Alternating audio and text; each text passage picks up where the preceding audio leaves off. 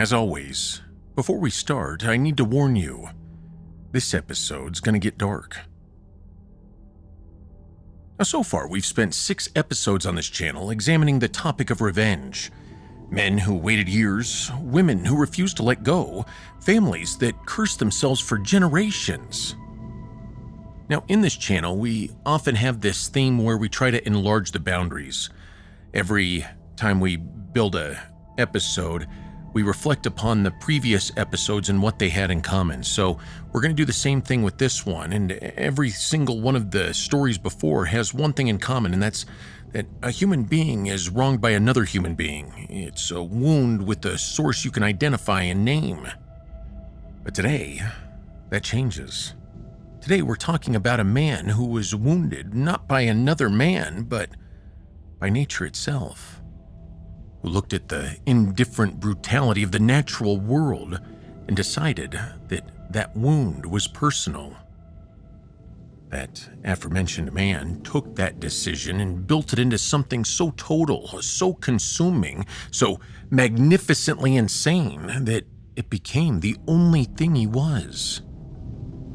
And that decision that he was fully committed to took a whole ship full of men down with him.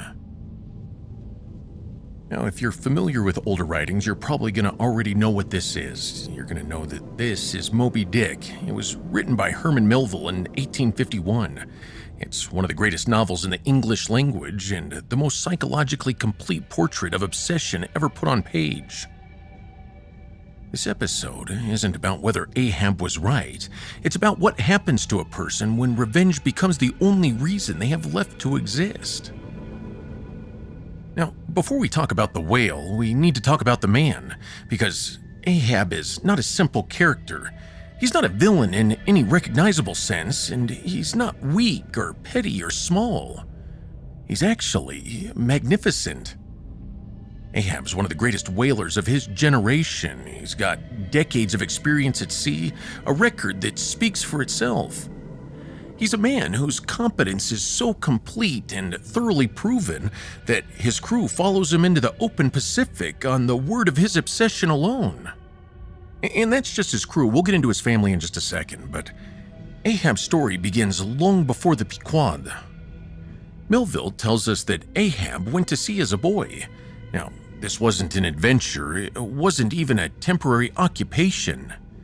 You gotta understand that to Ahab, the sea was his life. Well, other men built homes, they built businesses, they built communities. Ahab built himself. Voyage after voyage, year after year, ocean after ocean. And by the time we meet Ahab, he spent more of his life looking at horizons than he has at walls. He spent more nights beneath the stars than beneath a roof. And he's spent far more time commanding storms than we all have attending something as simple as family dinners. And to the story that matters here, because Ahab's not just merely a sailor, right? He's one of those rare people you find in life whose professions becomes their reality. It becomes their identity. If you were to all of a sudden take the sea away from Ahab, well, then what would be left? A husband? Yeah, perhaps, a father? Well, certainly. We'll talk about his family life in a second. But in Ahab's mind, he was first and foremost a whaleman, a master of one of the most dangerous professions on earth. He's the kind of man younger sailors pointed at when they wanted to describe what greatness looked like. And for decades, the sea seemed to agree. And we're going to get into the sea in a second. Let's go back and talk about his family life. We were talking about that for a second and drifted off. Ahab has a wife. He has a child. He has life on land that waits for him the way all whaling families wait for their loved ones. And it's with this particular patience, and these people learn that the sea gives back what it chooses to give back, and it keeps the rest. Now, Ahab's also, and Melville makes this clear from the very beginning, he's a man who has always been slightly outside the normal boundaries of human feeling. He's not mad and he's not dangerous, but Ahab's intense in a way that people around him sense without being able to articulate. He's a man who feels everything more completely than most people around him, and he's spent his entire life managing that intensity by channeling it into his work. And after all that love for his occupation and passion in his craft, there's a whale, and it takes his leg. And Melville doesn't say this metaphorically, it's literally. It was a previous voyage. Moby-Dick, the white sperm whale, takes Ahab's leg at the knee and leaves him with a whalebone prosthetic and something far more damaging than a physical wound. It leaves him with a question he can't answer. Why? Not, why did the whale attack? Ahab understands the mechanics of that. Whales fight back when you try to kill them. That's not the question that Ahab has. The question that he has is deeper and darker and way more dangerous. We were talking earlier about Ahab takes it personal. And that question that he has is the personal question, why me? What does it mean that the sea, that the universe singled me out for this? And the answer Ahab arrives at, slowly during a long recovery, during months of staring at the ceiling of his cabin, is the answer that destroys everything. It means something, and the whale is going to answer for it. Now, there's the man. Let's talk about the voyage. First of all, let's talk about the ship. The Pequod is the name of the ship. The Pequod is a whaling ship out of Nantucket. Melville describes this ship the same way you describe something that already knows its own fate. It's decorated with the bones and teeth of whales, built from dark wood, crewed by men from every corner of the world. It's beautiful and ominous in equal measures. And Ahab takes command of the Pequod. And for the first part of the voyage, he stays below. He hides in his cabin. He lets the ship operate normally, letting the crew settle into their rhythm, letting everyone believe that this is a standard whaling voyage with a standard commercial purpose. And then, one morning, he comes on deck. Now, in this podcast, we've got the privilege of going over some of the most powerful pieces in literature, right? And we've got to expound on why they are still significant in today's realm. This has been all over the world, all over different timelines. We've got 2,500-year-old Greek writings. We have up-to-date, recent 21st century writings with Gone Girl, and everything in between. And once again, that same piece that's attached to it, the same importance, comes into this episode. And Melville's description of the moment that Ahab comes on deck is one of the most powerful pieces in American literature. Now, you can try to picture this. Ahab, emerging from below, comes on deck, right? His whalebone leg is striking the deck. His face is bearing the particular expression of a man who's already decided everything, not only for himself, but for his crew. And it's the moment that the voyage changes, and unfortunately for the crew, none of them has this full understanding that it has already changed. He nails a gold coin onto the mast. It's a Spanish doubloon. It's gleaming. It's impossible to ignore. And he tells his crew that the first man to sight Moby-Dick will have that coin. And before we go on, I wanted to give you a little bit of an understanding of what that would cost in today's world. So a Spanish doubloon, right? If you think about it, it was worth $16 back then. Now, what does it equal to today? About $4,000 to $8,000. They said a Spanish doubloon would be able to purchase 800 fine cigars. So if you take the value of what a cigar would cost, and for the cigar connoisseur out there, you're going to laugh at this number, but it's about $5 to $10 for a cigar. So that the balloon is somewhere in the value of about $6,000 to $7,000 if we get there. So just think of somebody getting $6,000, $60, $100 bills and nailing that to the post right there. And you're all of a sudden, your eyes may perk up a little bit more than just a Spanish coin. There was a recent doubloon that sold at an auction that I think it sold for about $20,000 if I remember doing my research for this assignment more recently. And that's what it went for now. But back in the day, it would have been closer to about $7,000 to $8,000 for our understanding of what the valuation of that coin would be. Now, if you picture in your mind's eye with me real quick, think about this. You see one of the most powerful people on the ocean posts $7,000 and then says, let's find this thing, and whoever finds it gets this reward. You see the crew respond the way crews respond to charismatic certainty. They respond with excitement. They respond with noise. But I think most importantly, they have this collective surrender of individual judgment to a powerful personality. They're not just wanting the money. And this is where I think that we have to really have a deep compassion for the crew. Behind the scenes, Ahab is so willing to get revenge on this whale that he's willing to risk the crew, but the crew doesn't understand that yet.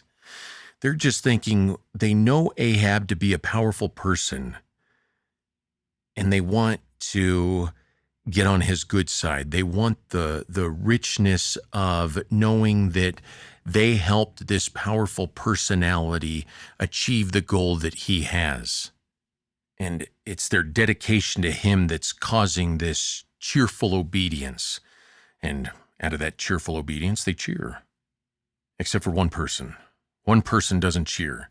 That's First Mate Starbuck. Starbuck's the moral center of the novel. He's the one man on the Pequod who sees clearly what Ahab is doing and has the courage to say it directly. To be enraged with a dumb thing, Captain Ahab, seems blasphemous. Now, Ahab responds to this accusation, and Ahab's response, delivered with the full force of his magnificent, monstrous certainty, is that everything has a face behind it. That the whale is the visible agent of something deeper and more malevolent, that striking at the whale is striking at that dark thing. And he says, "Talk not to me of blasphemy, man. I'd strike the sun if it insulted me." And Starbuck has no answer for this, and neither do we, because we are encouraged the same way that Ahab encouraged his crew when devoting them to a cause. All you have to do is teach the crew that the whale is evil, and the crew will respond in kind. It's not the desire for revenge that is evil. It's the whale itself. And when you deflect off of the revenge being evil onto the whale being evil, it's very easy to manipulate the crew into wanting to go down with you. So that's how we look at that. We don't have an answer for this because we're manipulated the same way the crew was manipulated. And so now we're going to go from the ship to the hunt. And the Pequod hunts. They spend months at sea. Other ships encountered, other whales killed for their oil. The legitimate commercial work of the voyage continues alongside Ahab's private war. And you got to see that the crew lives in two realities simultaneously. The normal reality of sailors at sea, and then there's the reality of men in service to an obsession they have agreed to share without fully understanding what they agreed to. And like I just said, we can't judge too harshly because we do the same thing without having empathy for the other side, without having a desire to see the revenge as malicious, not the person or the object. And now we get to the story where we actually get to see the physical manifestations of what the desire of revenge does to a human being. We see the degradation of Ahab's mental awareness as well as physical awareness. And the first part we see is he barely sleeps. He stands on deck in all weather. He charts, he calculates, he thinks about the whale with the totality of a man who's given everything else up. So let's take a moment to see what he's giving up here just to get revenge. We know he's a family man. We know that he has a wife and a child, and they're obviously on shore, and so we know that he thinks of them less and less, right? He no longer cares about going back to them. He is fully dedicated in taking this ship down for revenge. So there's the family piece. Then we also see the gold coin on the mast, and that's not because it has any monetary value to him. It's because of what finding the whale means. And here's what it means to Ahab, and this is the psychological center of the entire novel. Ahab is a man who built his entire identity on mastery. And we're talking mastery of the sea, mastery of his crew, mastery of the hunt. It's like for decades that the world confirmed what Ahab believed about himself, and that he was exceptional. He really was the best at what he did. And we also see that his will could impose itself on his environment, that the universe responded to competence and determination. And we talked about this a little bit in the Amy Doon story, where the whole story hinges on the world responding to her competence and level of determination that she had in blaming her husband for her own murder.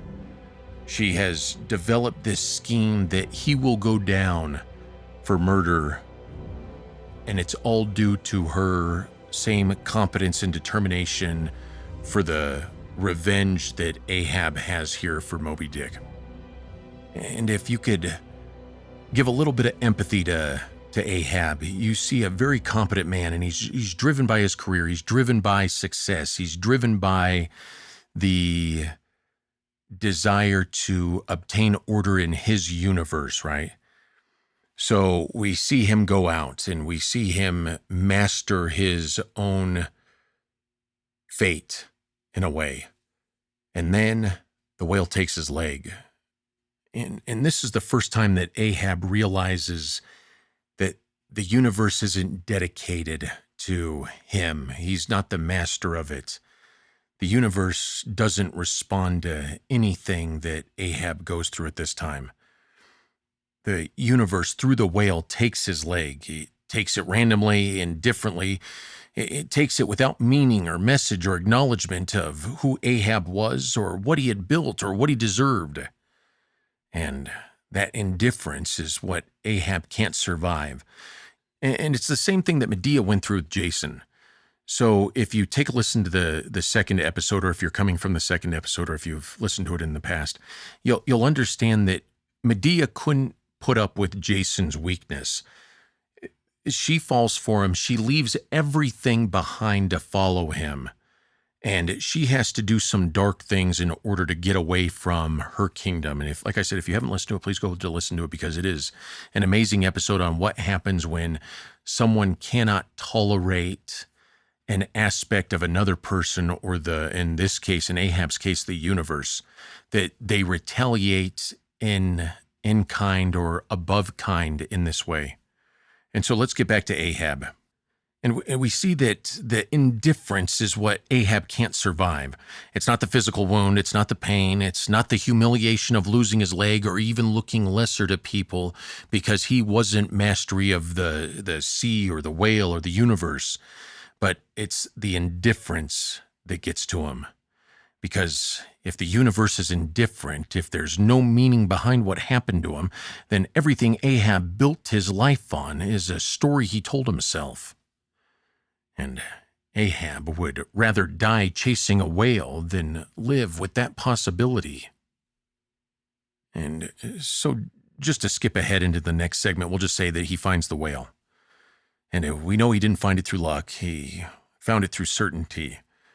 He had this absolute refusal to stop. It was his willingness to push the ship and the crew past every reasonable limit that they found the whale, they found Moby-Dick in the Pacific Ocean. And what follows that finding is 3 days of pursuit that Melville renders as something between a battle and a religious experience. And Melville breaks this down into 3 days. Day 1, Ahab lowers his boat to join the hunt. Him and his crew, they find the whale. The whale turns and it decimates the boat. It splinters it. The crew goes flying. They're in the ocean. Ahab, that little bit of whalebone leg that he had, is gone with it. Now Ahab, in his humility, is being pulled back up to the Pequod. He's pulled back up to the main ship. And after he's pulled up, he demands a new leg be fashioned from spare bone, and on top of that, he demands that they continue. But unlike any of the previous episodes, we get to see something fantastic in here, and it's almost biblical. Ahab gets a warning. He was warned before, but he gets a second warning here, and Starbuck, the first mate, comes up to him at night and he says, "It's not too late. You can turn the ship around. The crew has families. You have a family. I have a family. Do what's right here." And Ahab listens to that. But instead of heeding the warning, he continues. So now we get to day 2. They find the whale again. The pursuit is closer now. Ahab can see it. He can read its movements. He can feel the proximity of the thing that's given him everything to reach this whale. The whale turns again, and it destroys more boats. It takes more men. The Pequod itself is now severely damaged. And one more time, Starbuck tells Ahab that the ship cannot survive another day of this, and that is grace being poured upon Ahab to say, if you stop with your revenge, you can have the blessing of life, because if you continue with this, it's going to take you and everybody down with it. And so Ahab listens to that and decides again that his revenge wins out, and he continues. And so now we're to day 3. Moby-Dick rises from the ocean like something that's been waiting, and it now attacks the Pequod directly. It rams the ship, and before it damaged it a little bit, but now it's struck the ship 3 times, and the Pequod begins to sink. The crews scramble, the men go into the water. And instead of getting into the water and trying to swim away and hoping for safety, Ahab finds a harpoon and he throws it at the whale. And it strikes the whale. And the line, the harpoon line coiled in the boat, catches Ahab around the neck as it runs out, and Ahab is pulled from the boat into the ocean, into the depths, toward the whale, and the whole Pequod sinks. Every man on board goes down with it, and the ocean closes on everything. And this is the thing about indifference. The whale doesn't celebrate. It doesn't look at Ahab and say, "I got you." It is completely indifferent. As massive and white and ancient as it is, it's indifferent. And the whale, it swims away. And so here's the question Moby-Dick's been asking since the first page. What happens when revenge becomes the only reason you have left to exist? Well, let's look at what Ahab actually had done before the whale. A family, a reputation, a life's work he was genuinely exceptional at. He had a crew that respected him, a future on shore that was waiting. And now, let's look at what he trades all of that for. Just 3 days of pursuit. He finds a harpoon, and that harpoon finds its mark, and then everything finds the ocean. By any external measure, Ahab loses completely. He dies, his crew dies, his ship is gone, his family will never see him again, and on top of that, the indifferent whale, the thing that he was hunting, the thing that he traded everything in for, it survives. And so here's what Melville's really showing us. And this is so cool because it takes Moby Dick from just a story about a whale, a man, a boat, and a capsized boat and a crew going down. It's what makes this story true literature. And it's the fact that Ahab doesn't lose the thing he was actually protecting. What Ahab was protecting from the moment the whale took his leg until the moment the harpoon line took him was his meaning. His sense that the universe was not indifferent, that what happened to him mattered enough to respond to, that he was significant enough to be targeted and therefore significant enough to fight back. The pursuit of Moby-Dick isn't really about the whale. It's about Ahab's refusal to accept randomness. He has this refusal to accept that the universe didn't single him out, that the whale simply fought back the way whales fight back. That his suffering had no more cosmic significance than the suffering of any other creature on any other day in any other ocean. And again, in different episodes, we get to talk about the psychological behavior in something that's this committed. And this would come by way of behavioral psychology. And behavioral psychology tells us this about the story. Human beings are meaning-making creatures. We're wired deeply neurologically to find patterns, to assign cause, to construct narratives that explain our suffering. And it's not a weakness that we have this. It's one of the things that makes us functional. But when that meaning-making goes wrong, when the narrative we construct to explain our suffering becomes more important than the life we're living, it becomes what psychologists call existential obsession. It's when the wound stops being something that happened to us and it becomes who we are. Ahab's not a man seeking revenge against a whale. Ahab's a man who found in the whale the only thing that made his wound feel significant rather than random. And significance, even the significance of being the target of something monstrous, is better than meaningless.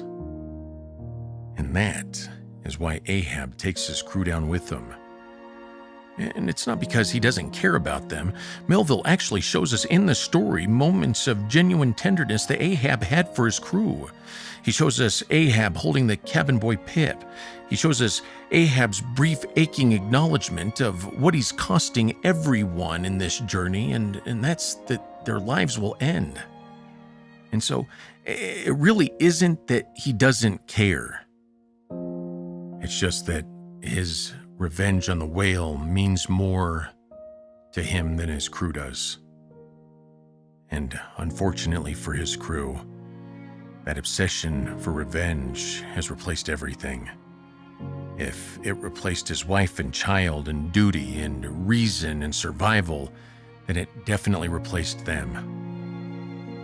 That obsession was the last thing standing between Ahab and the knowledge of what happened to him meant nothing to a cold, indifferent universe. But there's one more final devastating truth that Melville leaves us with, and that's that the whale doesn't even know Ahab exists. It never did. It attacked a boat the way whales attack boats. It defended itself the way whales defend themselves. And it swam away the way whales swim away. Ahab had spent everything, his leg, his sanity, his crew, his life, pursuing a creature that was never his enemy. Pursuing a meaning was never there. And think about that compared to the last episodes. Edmond Dantes built his revenge on a real wound inflicted by real people who made real choices. Medea's rage was directed at a man who genuinely betrayed her. Amy Dune's plan, it targeted someone who was actually culpable. Atreus responded, however monstrously, to a genuine act of betrayal. And Emily Grierson was shaped by damage that was real and documented and specific. But Ahab built his entire final chapter on a wound inflicted by indifference. And the most disturbing thing about Captain Ahab, the thing that makes Moby-Dick the most psychologically honest book Dark Margins has examined, is that we understand him completely. Because all of us have looked at something that hurt us, something random, something indifferent, something that had no malice and no message, and we wanted it to mean something. We wanted someone to be responsible. We wanted a whale to chase. But thankfully, most of us don't have a ship. But unfortunately, Ahab did. And if you want more of Moby-Dick, it's 135 chapters. It's a long book. It's over 200,000 words. But the chapters that matter, and there are many, are some of the most extraordinary prose in the English language. Start with chapter 36, the quarterdeck, the gold coin, the speech. Read that chapter and you'll understand everything about Ahab in 20 minutes. I'll do my best to link it in the description. But enough about Moby-Dick. We've been on this episode for over 30 minutes. Let's talk about next time. Next time, we leave the ocean and go somewhere colder. It's a revenge story set in the drawing rooms of Victorian England. It's about a woman who was left on the altar on her wedding day and decided that the entire institution of love deserved to pay for it. Well, for the rest of her life, anyways. You're going to want to subscribe because next episode is the most dangerous person Dark Margins has ever examined. And she never even has to leave her house. I'm Bobby Garrison, and this is Dark Margins. I'll see you in the next chapter.